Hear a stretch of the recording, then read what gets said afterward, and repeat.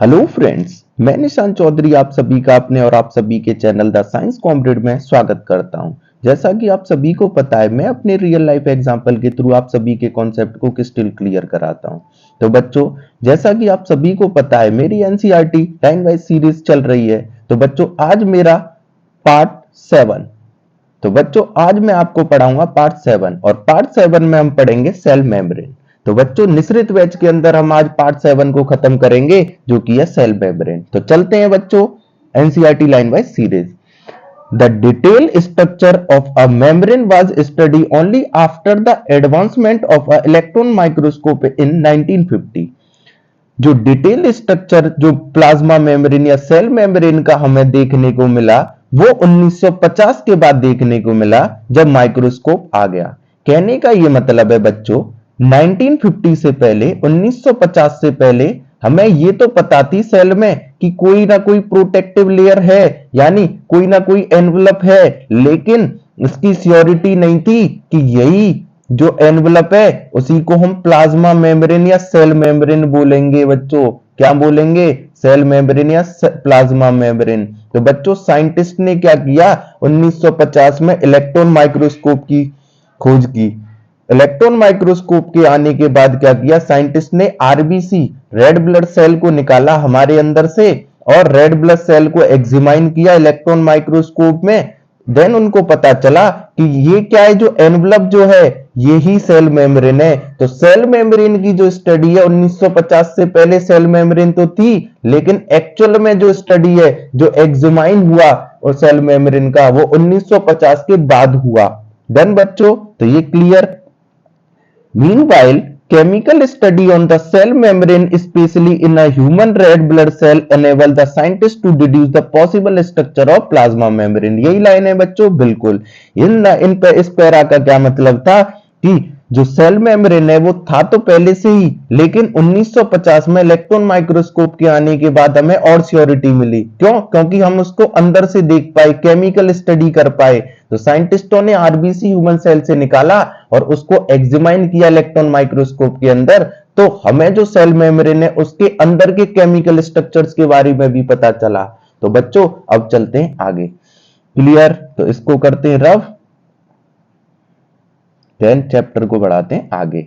This study showed that the cell membrane is mainly composed of lipid and protein. अगर हम electron microscope की study के electron microscope में जब cell membrane की स्टडी की, तो उसमें केमिकल स्टडी करने के बाद यह पता चला कि इसमें जो मेन कंपोनेंट है, जो मेनली ये बना हुआ है सेल मेम्ब्रेन, वो किस किस से बना हुआ है? तो बच्चों,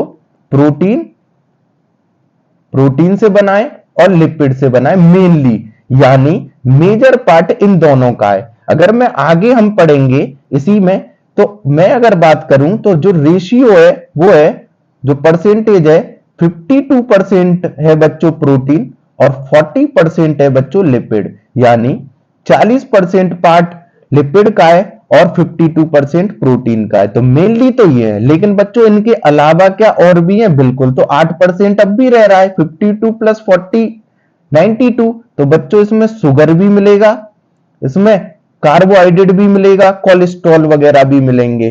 तो बच्चों और भी मिलेंगे, लेकिन मेनली इन दोनों पर सिंथेसाइज किया गया। देन बच्चों, अब चलते हैं आगे। Clear?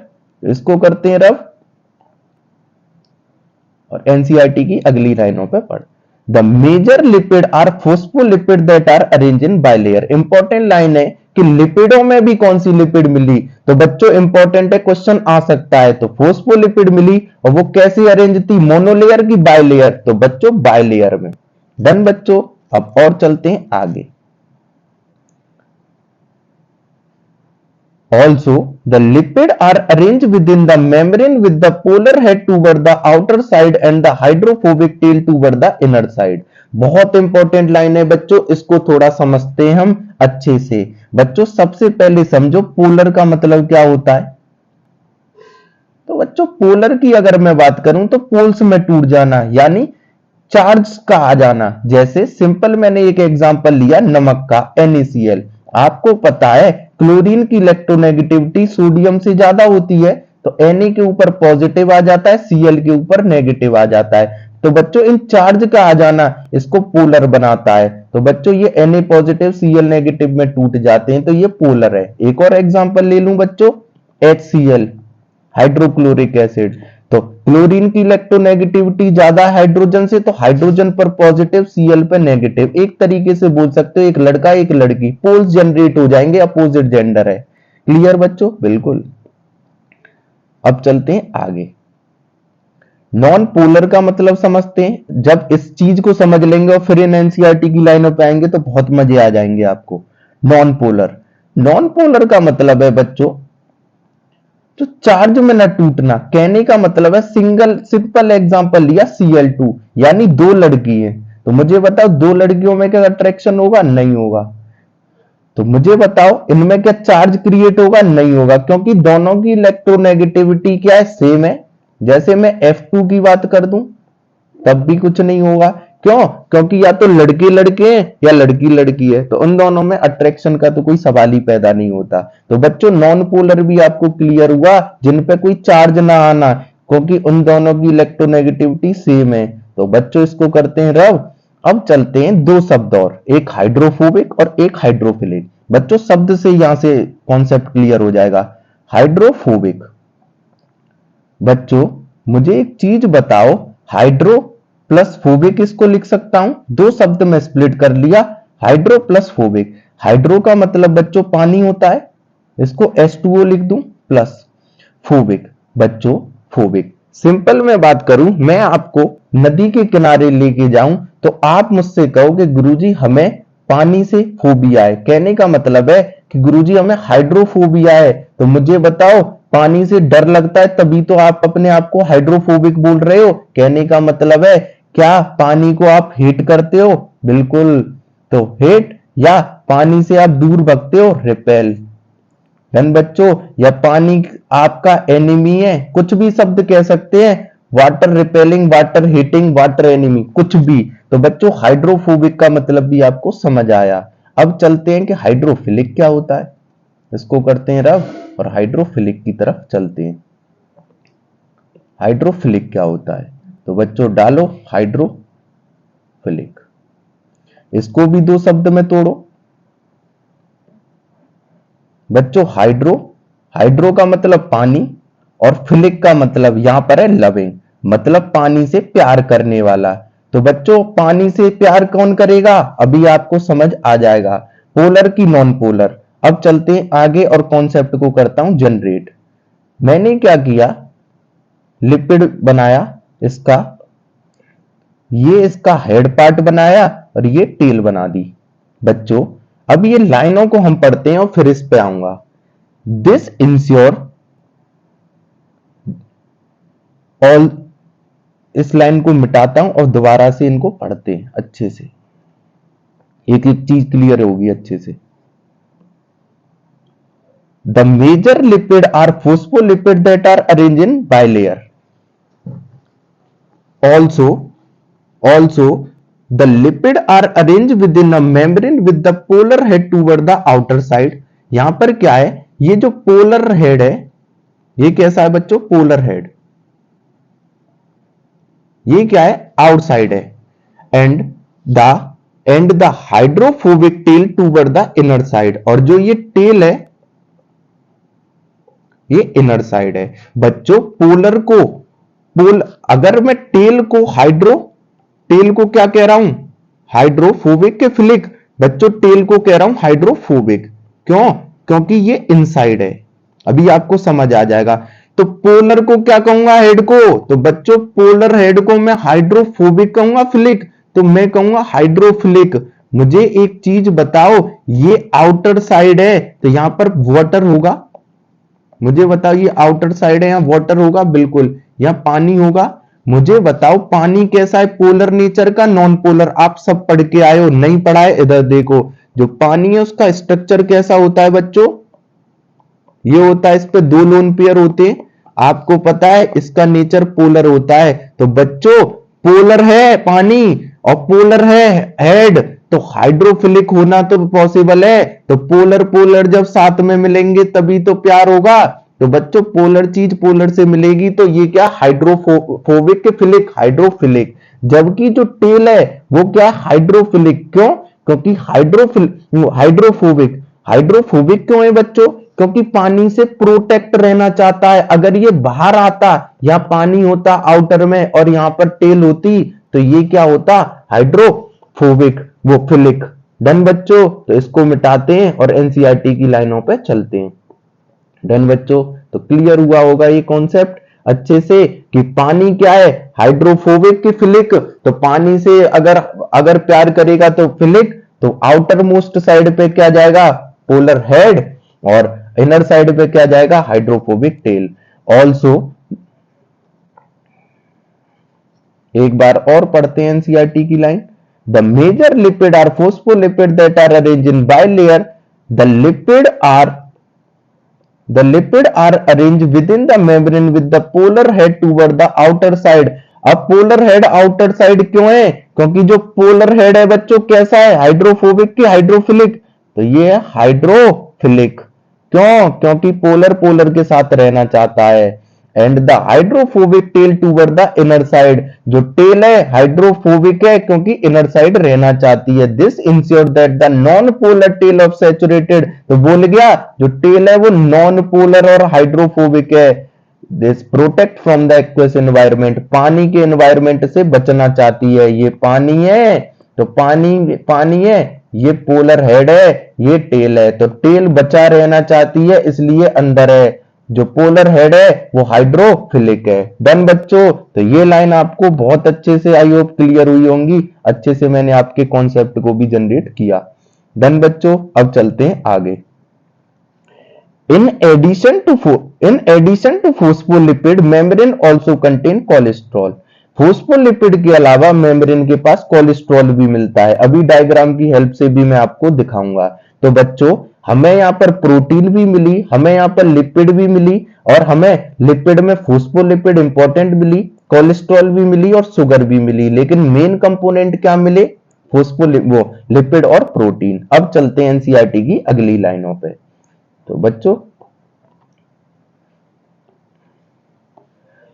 later biochemical investigation clearly revealed that the cell membrane also possess protein and carbohydrate। बोल गया बच्चों, बाद में ये पता चला जब बायोकेमिकल इन्वेस्टिगेशन चली कि प्रोटीन तो मिलता ही मिलता है, प्रोटीन मिलता ही मिलता है, लिपिड हम पढ़े ही पढ़े, उसके अलावा कार्बोहाइड्रेट भी मिलेगा बच्चों, और मैंने बताया था आपको शुगर भी मिलेगा। तो यहां पर कह रहा है later biochemical investigation clearly reveal that the cell membrane also possess protein and carbohydrate. The ratio of protein and lipid very considerable in different cell type.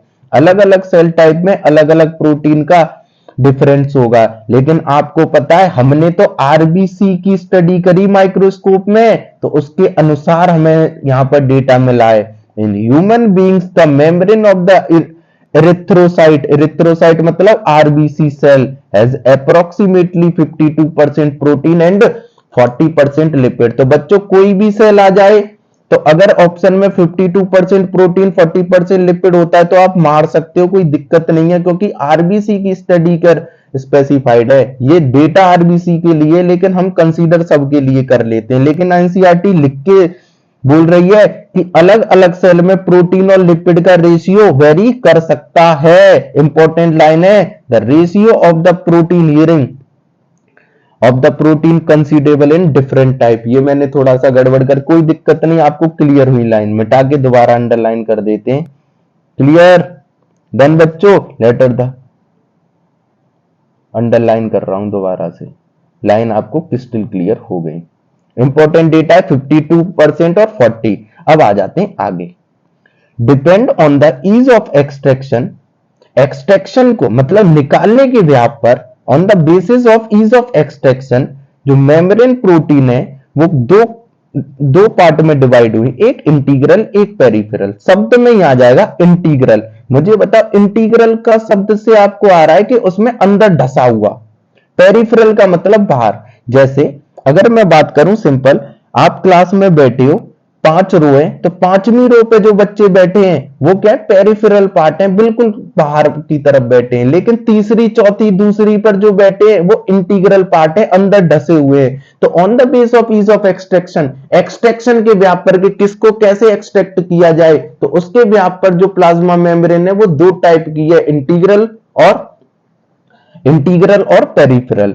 जो पेरिफेरल प्रोटीन है lie on the surface of membrane, तो बिल्कुल बोला किनारे पे, तो surface पर मिलेगी। While the integral protein are partly और totally buried in the membrane, तो अंदर की जो सीटें वो क्या है, जो क्लासरूम के अंदर अंदर की जो सीटें वो क्या है, इंटीग्रल, तो वो पार्सली भी हो सकती है और टोटली बरीड मतलब अंदर। ये बताता हूं, ये जो देखो इंटीग्रल प्रोटीन, ये टोटली बरीड है, ये जैसे ये है पार्सली बरीड, तो ये इंटीग्रल प्रोटीन है।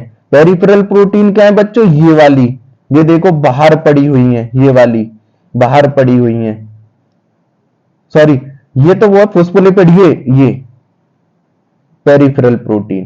क्रिस्टल क्लियर बच्चों, तो ये है पेरिफेरल प्रोटीन। बच्चों ये हमारी शुगर, ये पेरिफेरल प्रोटीन, ये इंटीग्रल प्रोटीन। ये देखो मैंने बोला था कोलेस्ट्रॉल भी मिलता है।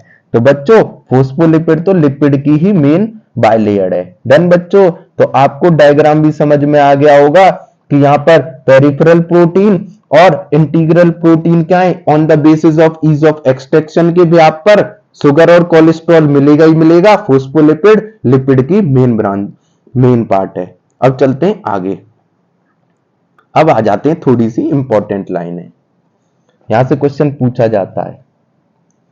An improved model of a structure of cell membrane was proposed by Singer and Nicholson in 1972, widely accepted as a fluid mosaic model. बहुत इंपॉर्टेंट लाइन है बच्चों, जो सेल मेम्ब्रेन का ये जो फ्लूइड मोज़ेक मॉडल आया, जो सिंगर और निकोलसन के द्वारा 1972 में दिया, इससे पहले बहुत सारे और मॉडल भी आए थे, जैसे रिचर्डसन का मॉडल आया था, और भी बहुत सारे मॉडल आए थे। लेकिन जो सबसे इंप्रूव मॉडल है, जिसको आज भी हम एनसीईआरटी के थ्रू हम जो स्पेसिफाइड करते हैं, वो क्या है, फ्लूइड मोज़ेक मॉडल है बच्चों। जो किसने दिया था, 1972 में सिंगर और निकोलसन नाम के साइंटिस्टों ने दिया था। इंपॉर्टेंट है, रिचर्डसन वगैरह आपको ऑप्शन मिलेंगे, लेकिन फ्लूइड मोज़ेक मॉडल किसने दिया, सिंगर और निकोलसन ने। सबसे ज्यादा इंप्रूव मॉडल कौन सा है सेल मेम्ब्रेन का, तो फ्लूइड मोज़ेक मॉडल या सिंगर और निकोलसन का मॉडल। इसके बाद भी हुई है,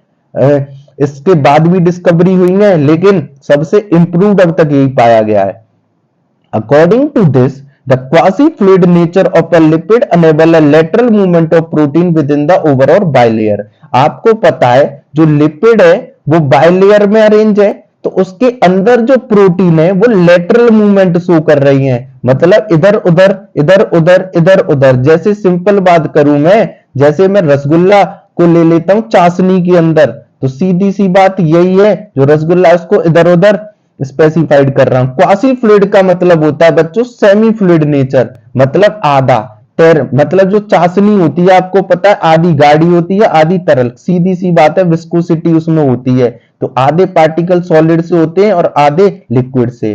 तो according to this the quasi fluid nature of lipid, तो बच्चों लिपिड का नेचर कैसा है, सेमी लिक्विड यानी क्वासी फ्लूइड नेचर, जो क्या कर रहा है, प्रोटीन को लेटरल मूवमेंट के लिए क्या कर रहा है, अनेबल कर रहा है उसकी बाइलेयर में।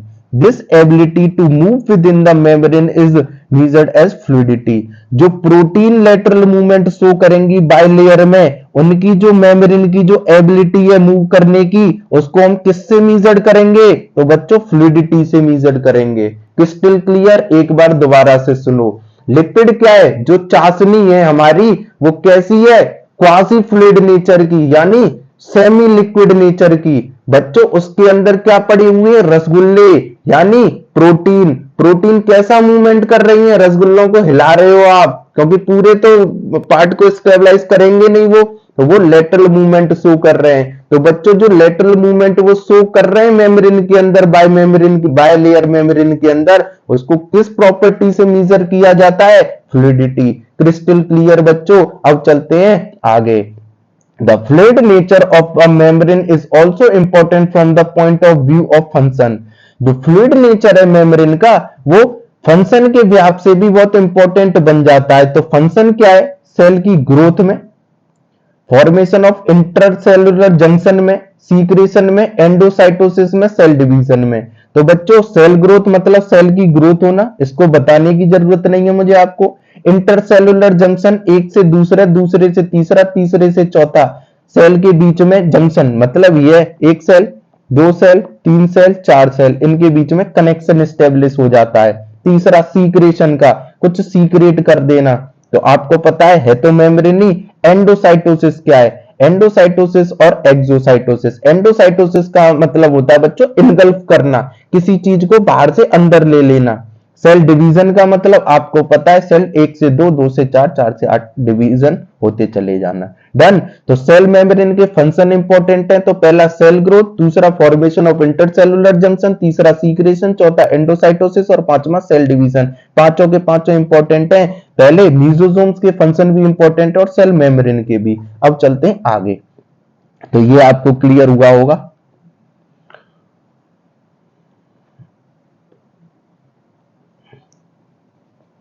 One of the most important function of the plasma membrane is the transport of the molecule across it. एक और जो मोस्ट इंपॉर्टेंट फंक्शन है इन पांच फंक्शन के अलावा प्लाज्मा मेम्ब्रेन का, वो है किसी भी मॉलिक्यूल का ट्रांसपोर्ट करना। तो बच्चों अब आप पढ़ोगे तीन चीज, उसको मैं नोट पैड के थ्रू आपको समझाने की कोशिश करता हूं।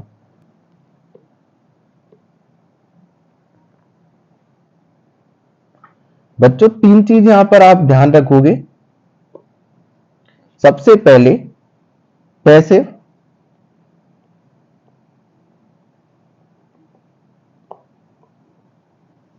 Passive transport.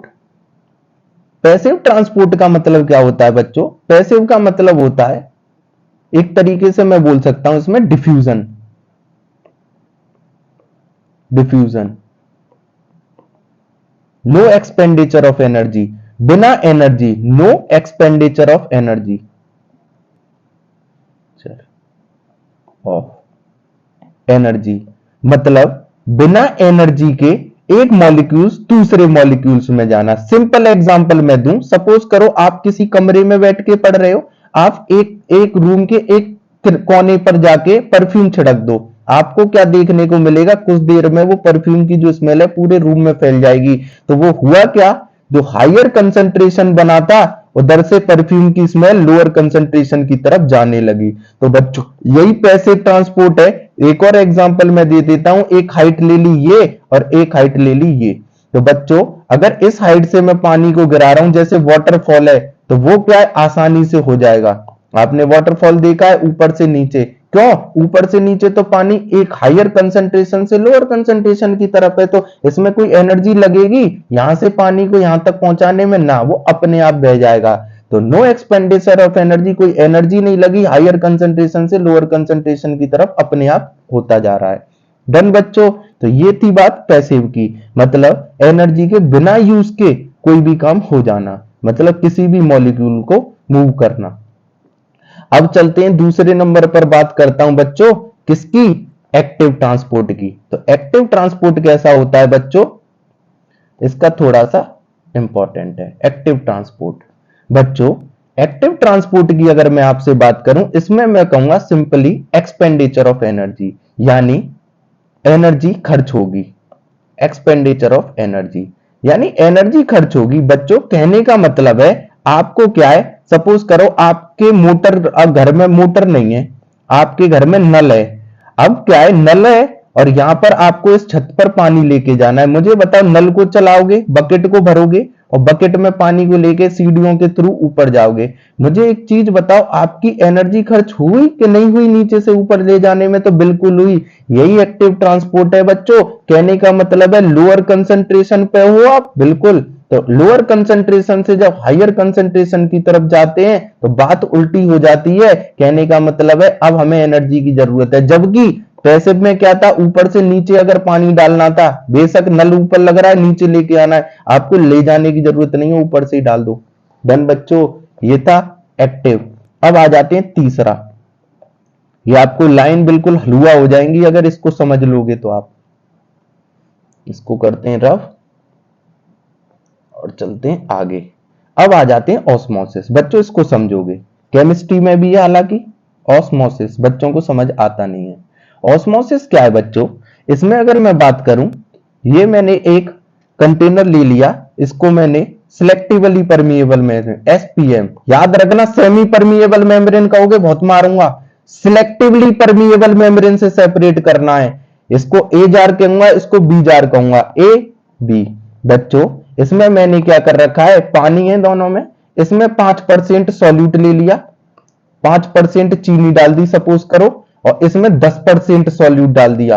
अब क्या होगा बच्चों, यहां 5% सॉल्यूट है या 10% सॉल्यूट है? तो मुझे बताओ, यहां लोअर कंसंट्रेशन से हायर कंसंट्रेशन की तरफ सॉल्वेंट का फ्लो होना, उसी को हम कहते हैं ऑस्मोसिस। यानी बच्चों यहां पर जो पानी है वो 90% बचा, क्योंकि पानी ही तो सॉल्वेंट है। तो मुझे बताओ, सॉल्यूट 10% तो सॉल्वेंट या 90% या 95% सॉल्वेंट? तो बच्चों सॉल्वेंट का लोअर कंसंट्रेशन से हायर कंसंट्रेशन की तरफ जाना है, यही तो ऑस्मोसिस है, through semi permeable membrane. Done बच्चों, क्रिस्टल क्लियर। अब चलते हैं एनसीईआरटी की एक एक लाइन पर।